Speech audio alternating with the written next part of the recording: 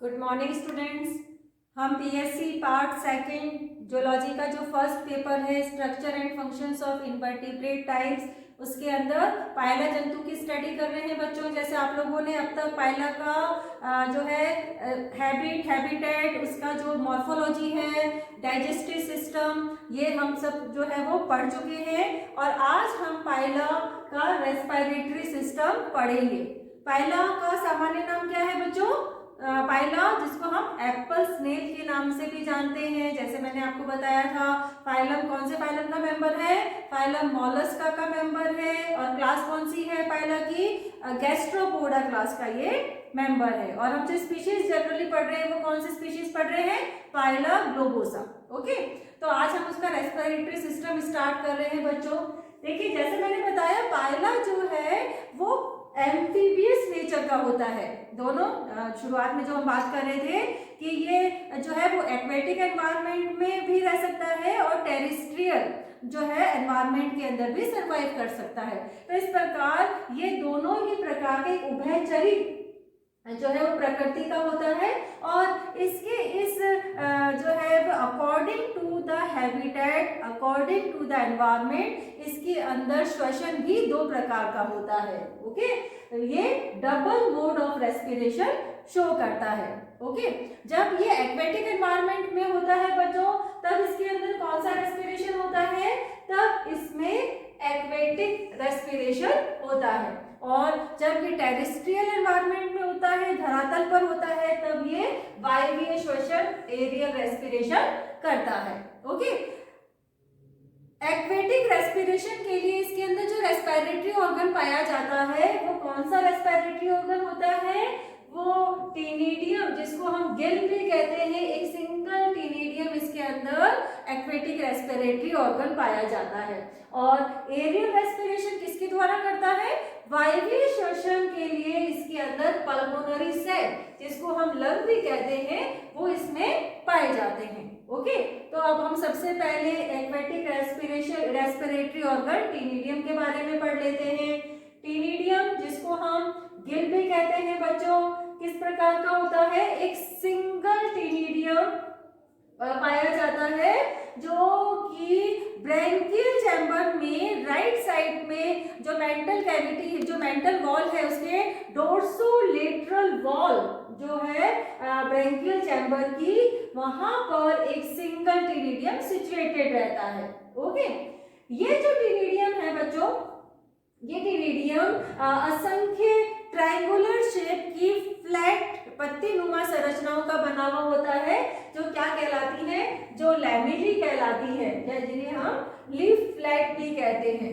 Okay, ये जो leaf flats होती हैं वो एक दूसरे के समानांतर एक कॉमन एक्सिस, सेंट्रल एक्सिस, या जिसको हम टीनिडियल एक्सिस कहते हैं, उससे निकली हुई रहती हैं। ओके, यदि हम इसका डायग्राम देखें गिल का, तो एक कंघी के समान, देखिए कंघी के समान गिल जो है वो ब्रैंकियल चैम्बर की दाहिनी ओर डोर्सोलेटरल वॉल से अटैच्ड पाया जाता है। और ये जो है ये असंख्य न्यूमरस ट्रायंगुलर शेप की फ्लैटेड लीफ लाइक संरचनाएं, लीफ फ्लैट या लैमेली का बना हुआ रहता है। ओके, इस प्रकार का जो गिल होता है बच्चों, वो क्या कहलाता है? मोनोपेक्टिनेट टाइप ऑफ गिल कहलाता है। ओके, देखिए इस टीनिडियम की रचना के अंदर क्या होता है? एक लंबा एक्सिस होता है। ओके,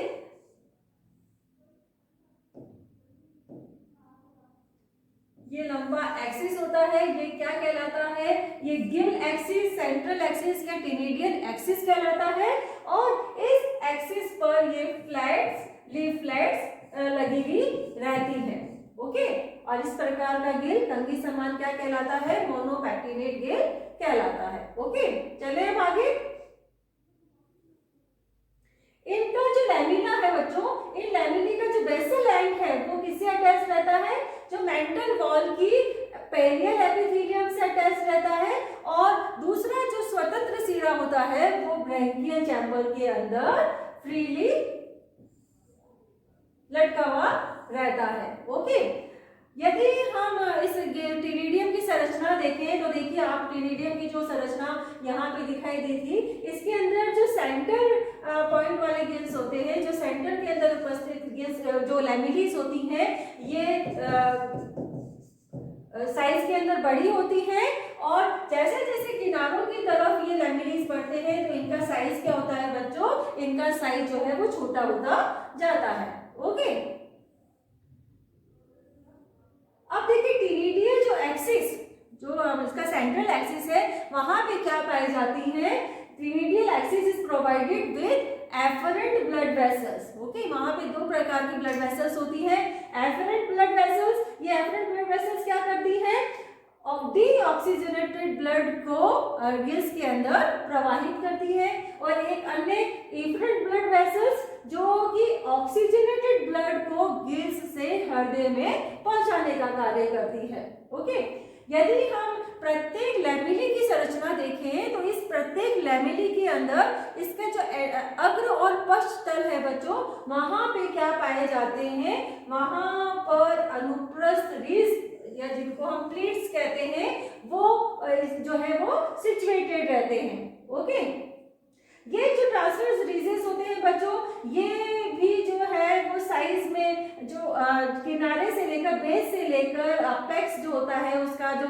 लैमिली का जो लास्ट एज होता है, वहां तक इनका साइज, प्लेट्स का साइज जो है वो घटता रहता है। और ये जो ट्रांसवर्स रिजेस होते हैं बच्चों, इनके अंदर भी ब्लड वेसल्स की जो है वो blood vessels, highly branch blood vessels इनके अंदर पाई जाती है। ओके, और यदि हम प्रत्येक लैमिला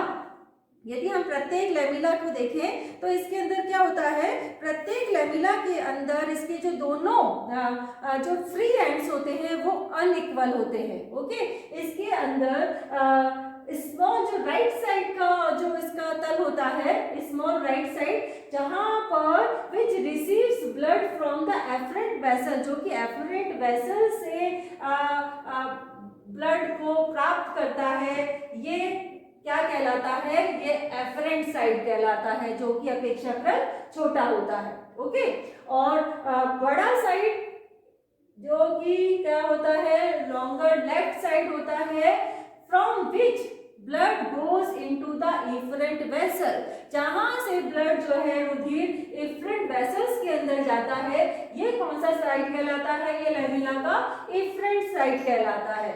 ओके, देखिए दोनों तल हो गए, अग्र और पश्च तल के अंदर यहाँ पे आपको दिख रही होगी, ये अनुप्रस्थ क्या है बच्चों, ये ट्रांसवर्स प्लेट्स होती हैं, और ये इन ट्रांसवर्स प्लेट्स में भी असंख्य ब्रांच्ड ब्लड वेसल्स जो है वो पाई जाती है। ओके, समझ में आ गया। चलिए आगे, अब हम बात करेंगे हमारे जो लैमिले है उसकी हिस्टोलॉजी की। हिस्टोलॉजी यदि हम देखें तो प्रत्येक जो लैमिला है बच्चों, वो एपिथेलियम के दोहरे स्तर से बनी हुई रहती है, और इन दोनों लेयर्स के बीच में एक नैरो स्पेस इसके अंदर पाया जाता है। ओके, और ये दोनों जो लेयर्स है एपिथेलिया की, ये सपोर्टेड रहती है किसके द्वारा, मसल्स फाइबर्स और कनेक्टिव टिश्यूज के द्वारा। अब जो प्रत्येक एपिथेलियल लेयर है वो 3 टाइप्स ऑफ सेल्स की बनी हुई रहती है। कौन कौन सी सेल्स पाई जाती है इस एपिथेलियल लेयर्स के अंदर, एक ciliated columnar cells, okay, non ciliated columnar cells और ग्लैंडुलर सेल्स। ओके, ये जो afferent and efferent blood vessels होती हैं जो line along the axis of the gill, ये क्या करती हैं, ब्लड को सप्लाई करती है लैमिला के अंदर through fine vessels. Okay, and capillaries जो है, असंख्य वेसल्स और कैपिलरीज के द्वारा एफरेंट ब्लड वेसल्स जो होती है वो डीऑक्सीजनेटेड ब्लड को गिल्स के अंदर, टिनिडियम के अंदर सप्लाई करती है, और इफरेंट ब्लड वेसल्स जो होती है वो ऑक्सीजनेटेड ब्लड को गिल से हार्ट तक पहुंचाने का कार्य करती है। अब हम इसका जो है इसको डायग्राम के जरिए अच्छे से समझ पाएंगे बच्चों। फर्स्ट जो मैंने अभी शुरुआत के अंदर बताया था, ये हमारा क्या है, दिस इज मोनोपेक्टिनेट गिल, समझ में आ गया। This is central axis, this is the lamellae या लीफलेट आपको दिखाई दे रही है, दिस इज टिनिडियल लैमिली। और इसी टिनिडियल लैमिली का जो है ये सेकंड नंबर का, this is the stereogram to show water current through gill lamella. Gill lamella के थ्रू वाटर करंट कैसे होता है वो देखिए, मैंने बताया चपटी लीफ लेट के रूप में ये जो है वो गिल लैमेलिस पाई जाती है।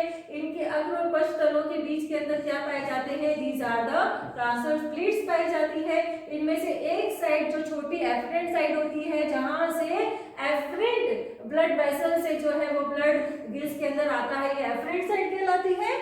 और दूसरी इफरेंट साइड, देखिए दिस वन, इस वाले डायग्राम से आप समझ सकते हो ये हमारी कौन सी होगी, this is the afferent side. Okay, जहां पे एफरेंट ब्लड वेसल से जो है ब्लड अंदर सप्लाई हो रहा है। और दूसरी साइड जो है this is the efferent side, जो जहां से ब्लड जो होता है वो इफरेंट ब्लड वेसल्स के अंदर जो है वो सप्लाई होता है, जहां से ब्लड जो है वो हार्ट के अंदर पहुंचता है। बीच के अंदर क्या है, ट्रांसवर्स प्लीट्स, और ये ट्रांसवर्स प्लीट्स में भी ब्लड वेसल्स होती है, जहां से रोडिन एफरेंट ब्लड वेसल से इफरेंट ब्लड वेसल्स की ओर प्रवाहित होता है। Okay, and this is the, ये क्या है, this is the adjacent Gill lamellae, okay, जो कि पैरेलल अरेंज रहती है। और इनके बीच में से यहाँ से जो है ये वाटर फ्लो हो रहा है, this is the water flow between adjacent plates of the lamellae. This is the, ये एक हमारा जो है लैमेली, एक सिंगल लैमेली का ट्रांसफर सेक्शन है। अभी हमने बात करी लैमेली किसकी बनी हुई होती है, एपिथेलियल लेयर्स के दो स्तर की बनी हुई होती है। और इन दोनों स्तर के बीच में क्या पाया जाता है बच्चों, नैरो स्पेस पाया जाता है। ओके, ये space between two epithelial layers. और ये epithelial layers 3 type of cells की बनी हुई रहती है। यदि ऊपर की हम देखें तो यहाँ पर ये लेयर जो होती है वो सीलिएटेड एपिथेलियल सेल्स की बनी हुई रहती है। नीचे की तरफ यहाँ पे देखें तो यहाँ पे ये नॉन सीलिएटेड एपिथेलियल सेल्स की बनी हुई रहती हैं। ओके, ये जो दोहरे स्तर होता है वो नीचे की तरफ बेसमेंट मेम्ब्रेन और कनेक्टिव टिश्यूज और जो है वो ऑब्लिक अरेंज मसल फाइबर से सपोर्टेड रहता है। ओके, और इसके नीचे जो मेंटल है उसकी पेलियल एपिथेलियम पाई जाती है। ओके, चले आगे।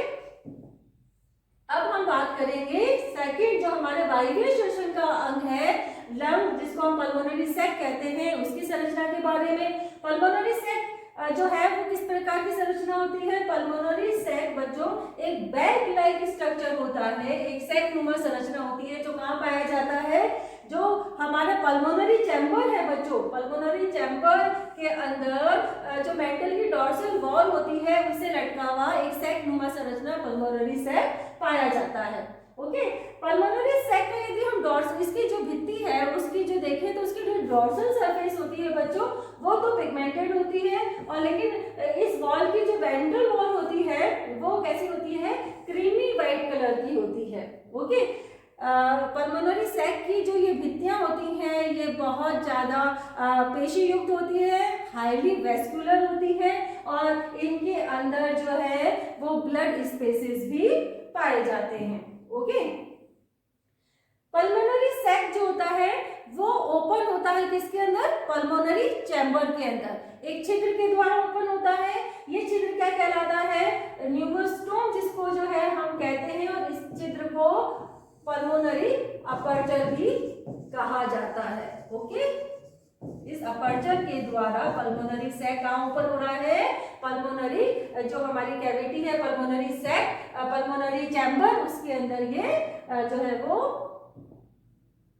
ओपन होता है। ओके, देखिए यहाँ पे हमें पाइला ग्लोसा का जो है टीएस है, ये इसका outer wall of the pulmonary sac. Okay, इसके अंदर आपको दिख रहा है this is the basement membrane. Okay, basement membrane, और बेसमेंट मेम्ब्रेन के नीचे यहाँ पे क्या है, एक्सटर्नल एपिथेलियल सेल्स पाई जाती है। यहाँ this one is the muscles fibres और कनेक्टिव टिश्यूज इसके अंदर पाए जाते हैं, और बीच बीच के अंदर यहाँ पे जो है इसकी भित्ति के अंदर ब्लड स्पेसेस और नीचे की तरफ एंडोथेलियल लेयर्स के द्वारा ये आवृत रहती है। ओके, अब सहायक जो एसेसरी ऑर्गन्स होते हैं श्वसन के लिए, उनके बारे में हम डिस्कस कर लेते हैं। एसेसरी ऑर्गन्स जो है वो श्वसन के वो कौन होते हैं, न्यूक्लियल लोब्स होते हैं। ओके, देखिए हमने जब संरचना पढ़ी थी तब हमने देखा था कि पाइला के अंदर जो है इसकी जो मेंटल होती है उसे दो फ्लैशी आउटग्रोथ जो हेड के दाएं बाएं स्थित होते हैं क्या कहलाते हैं, लेफ्ट सूडिपिपोडियम एंड राइट सूडिपिपोडियम, जिनको हम न्यूकल लॉब भी कहते हैं। ओके, ये न्यूकल लॉब जो होते हैं बच्चों वो रेस्पिरेशन के दौरान क्या करते हैं, ये रेस्पिरेशन के दौरान न्यूकल लॉब जो है एक फनल या साइफन नुमा संरचना के अंदर जो है वो बढ़ जाते हैं, जो जिसके थ्रू वाटर जो है वो बॉडी के अंदर प्रवेश करता है और बॉडी के बाहर निकाला जाता है। ओके, अब हम पढ़ लें मैकेनिज्म ऑफ रेस्पिरेशन की, श्वसन की क्रिया किस प्रकार से जंतु के अंदर होती है। सबसे पहले हम बात करेंगे एक्वेटिक रेस्पिरेशन की। देखिए, एक्वेटिक रेस्पिरेशन जो है वो जंतु कब करता है, जब जंतु जो है एक्वेटिक एनवायरनमेंट के अंदर किसी पोन्स लेक के अंदर या तो उसकी तली में रहता है, या फिर जो है वो वाटर के अंदर जो है वो मूवमेंट करता है, फ्लोट करता है, या जो जलीय जो पादप होते हैं उनसे चिपका हुआ रहता है। इस दौरान जंतु के अंदर जो होता है वो जलीय श्वसन या एक्वेटिक रेस्पिरेशन पाया जाता है। देखिए, एक्वेटिक रेस्पिरेशन के दौरान जंतु क्या करता है बच्चों, इस टाइम पे क्या होता है, जंतु अपना हेड और इसका जो फुट रीजन होता है उसको पूरी तरह से प्रसारित कर लेता है, फुल्ली एक्सटेंडेड कर लेता है, और दोनों जो न्यूकल लोब्स होते हैं राइट और लेफ्ट साइड के, उनकी साइज थोड़ी बढ़ जाती है, वो भी प्रसारित हो जाते हैं, और वाटर करंट जो है वो लेफ्ट न्यूकल लॉब से बॉडी के अंदर प्रवेश करती है। ओके, लेफ्ट न्यूकल लॉब से जब वाटर करंट अंदर आती है तो सबसे पहले वो ऑस्ट्रेडियम जो है, जो हमारा जंतु का कीमो रिसेप्टर ऑर्गन्स होता है उसके नीचे से बहती है। तो और ये जो कीमो रिसेप्टर रसायन ग्राही जो अंग है ऑस्ट्रेडियम, ये उस जो है वो वाटर की प्यूरिटी को चेक करता है। ओके, और उसके बाद में ये वाटर करंट्स कहाँ एंटर करती है जो है वो हमारी मेंटल कैविटी के अंदर, और फिर ये वाटर करंट एपिटीनिया जब हमने देखा था संरचना के अंदर, तो जो है एक रिस्ट लाइक स्ट्रक्चर पाया जाता है जो कि इस मेंटल कैविटी को दो चैम्बर्स के अंदर डिवाइड करता है। तो अब ये वाटर करंट इस एपिटीनिया को पार करके कहाँ पहुंच जाती है, ये पहुंच जाती है ब्रैंकियल चैम्बर के अंदर। ओके, ब्रैंकियल चैम्बर के अंदर वाटर करंट आ गई। अब ये वाटर करंट्स जो होती है हमारी पूरा जो टीनिडियम है उसकी संपूर्ण लंबाई में से प्रवाहित होकर राइट न्यूकल लॉब से क्या होती है, बॉडी के बाहर पास कर दी जाती है। ओके, आपको ये जो है वो डायग्राम दिखाई दे रहा है, दिस इज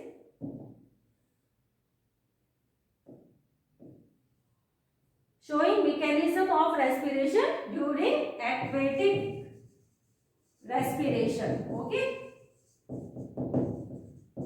एक्वेटिक रेस्पिरेशन के दौरान क्या हो रहा है, हमारा जो लेफ्ट न्यूकल लॉब है बच्चों, यहाँ से वाटर करंट जो है वो बॉडी के अंदर प्रवेश करती है, ऑस्ट्रेडियम के साथ के नीचे से बहती है। ऑस्ट्रेडियम कीमो रिसेप्टर ऑर्गन है जो कि इसकी रासायनिक जांच करता है।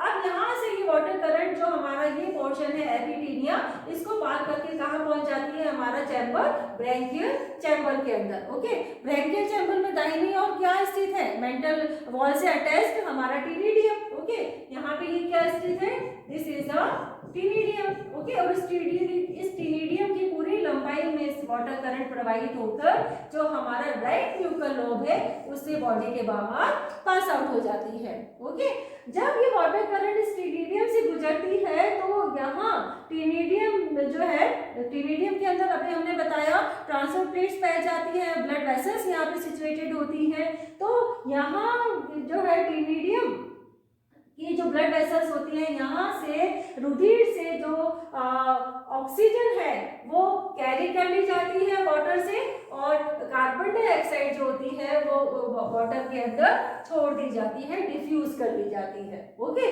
और ये CO2 जो है इस वाटर करंट के साथ बॉडी से बाहर निकल जाती है, और इस वाटर के अंदर उपस्थित O2 इस टीनिडियम के द्वारा ग्रहण कर ली जाती है। तो ये तो था हमारा एक्वेटिक रेस्पिरेशन किस प्रकार से होता है। अब हम बात करेंगे एरियल रेस्पिरेशन की। देखिए, एरियल रेस्पिरेशन जो है वो जंतु के अंदर दो प्रकार से होता है, दो सिचुएशंस के अंदर होता है। कब? जब जंतु जो होता है वाटर जो है वाटर सरफेस पर रहता है, वाटर सरफेस पे जब जंतु होता है एक्वेटिक एनवायरनमेंट के अंदर ही, तब ये जंतु क्या करता है, अपने लेफ्ट न्यूक्लियर लोब जो इसका होता है बच्चों, लेफ्ट न्यूक्लियर लोब, उसको एक ट्यूबनुमा संरचना या हम कहें कि साइफन के रूप में जो है वो वाटर सरफेस से बाहर निकालता है, पानी से ऊपर बाहर निकालता है। ओके, जब ये साइफन जो है वो पानी से ऊपर निकल जाता है, एयर के वातावरण के संपर्क में आ जाता है, यहाँ से लेफ्ट न्यूक्लियर लोब से एयर जो है वो बॉडी के अंदर एंटर करती है। ओके, अब ये एयर कहाँ पहुंच रही है? ये एयर पहुंचती है कहाँ पे? पल्मोनरी चैम्बर, और पल्मोनरी चैम्बर से जो पल्मोनरी अपर्चर है उसके थ्रू ये एयर पहुंच जाती है कहाँ पे? हमारे पल्मोनरी सैक के अंदर। ओके, इस दौरान एरियल रेस्पिरेशन के दौरान चूंकि जो है वो जंतु एक्वेटिक एनवायरनमेंट के अंदर है, तो इस टाइम पे जो एपिटीनिया होता है बच्चों, ये एपिटीनिया क्या करता है, मेंटल वॉल को दबाकर, जो हमारी मेंटल है उसकी वॉल को प्रेस करके जो ब्रैंकियल चैम्बर होता है उसको टोटली शट ऑफ कर देता है, उसको बंद कर देता है। ओके, जिससे कि एयर जो है वो ब्रैंकियल चैम्बर में नहीं जाती है। ओके, और पल्मोनरी सैक के अंदर जो है वो आपको पता है पल्मोनरी जो सैक है उसकी भित्ति हाईली वैस्कुलराइज्ड होती है, तो वहां पर जो रुधिर में उपस्थित O2 है वो जो वायु में उपस्थित जो O2 है वो इस ब्लड के जो वेसल्स द्वारा ग्रहण कर ली जाती है बाय द डिफ्यूजन मेथड, और जो ब्लड के अंदर उपस्थित जो CO2 है वो उस एयर करंट के अंदर छोड़ दी जाती है। ओके, ये तो बात है जब एक्वेटिक एनवायरनमेंट के अंदर हो रहा है, और जब जंतु धरातल पर होता है, टेरेस्ट्रियल होता है जंतु, तब वो क्या होता है, तब एयर जो है डायरेक्ट बॉडी के अंदर प्रवेश करती है। ओके, यहाँ पर जो है किसी प्रकार के जो है वो साइफन का निर्माण लेफ्ट न्यूक्लियर लोब द्वारा किसी भी प्रकार के साइफन का निर्माण नहीं होता, बल्कि जो है वो जंतु के अंदर डायरेक्ट जो है वो एयर प्रवेश करती है। देखिए, दोनों ही प्रकार के एरियल रेस्पिरेशन के अंदर क्या होता है, there is a alternate contraction and relaxations of the muscles of lung walls takes place। जो हमारे पल्मोनरी सैक की भित्ति है उसके अंदर संकोचन और प्रसारण उत्पन्न होता है, जिसकी वजह से दोनों ही प्रकार का हमारा जो एरियल रेस्पिरेशन है वो संपन्न होता है। जब मसल्स कॉन्ट्रैक्ट होती है तो क्या होता है, मसल्स की कॉन्ट्रैक्शंस की वजह से क्या होता है, जो हमारा पल्मोनरी सैक है उसकी कैविटी इंक्रीज होती है, जिसकी वजह से एयर जो है वो लंग्स के अंदर प्रवेश करती है, और जब मसल्स में रिलैक्सेशन होता है तो लंग्स की जो कैविटी होती है वो डिक्रीज हो जाती है, जिसकी वजह से पल्मोनरी सैक से वायु जो है वो बाहर निकलती है। ओके, इसी दौरान ब्लड वेसल्स जो लंग्स के अंदर उपस्थित होती है वो ऑक्सीजन ग्रहण करती है और एयर से और कार्बन डाइऑक्साइड्स को एयर के अंदर ट्रांसफर कर देती है। ओके, देखिए पहला ग्लोबोसा जो है वो एस्टिवेशन पीरियड के दौरान जब ये ग्रीष्म निष्क्रियता दिखाता है, ग्रीष्म निष्क्रियता इसके अंदर होती है, उस दौरान भी ये जो है वो एरियल रेस्पिरेशन या पल्मोनरी रेस्पिरेशन करता है। देखिए एस्टिवेशन के दौरान क्या होता है, पायला जो है अपने आप को पूरा अपने शेल के अंदर बंद कर लेता है, और जो शेल माउथ है वो ओपर्क्यूलम के द्वारा पूरा कस के जो है वो ढक के बंद कर लिया जाता है। ओके, इस कंडीशंस के अंदर जो है वो जंतु एरियल रेस्पिरेशन करता है कब तक, जब तक कि उसकी जो पल्मोनरी चैम्बर के अंदर जो इसके अंदर वायु पाई जाती है या जो जितनी एयर होती है उसी एयर से जो है इसके अंदर एरियल रेस्पिरेशन होता है। ओके, तो ये आज हमने पायला का रेस्पिरेटरी सिस्टम जो है वो कंप्लीट किया है। बच्चों, जो हम आपको पीडीएफ और जो ये एक्सप्लेन कर रहे हैं इससे आप अपने जो है नोट्स तैयार करिए, इनको अच्छे से पढ़िए, और आपकी कोई भी डाउट्स हो तो हमने व्हाट्सएप ग्रुप बना रखे हैं बच्चों, उसके अंदर आप लिख कर अपने डाउट्स को क्लियर कर सकते हैं। हमसे किसी भी टाइम आप जो है कुछ भी डाउट्स कुछ भी क्वेरी हो तो पूछ सकते हैं। Thank you.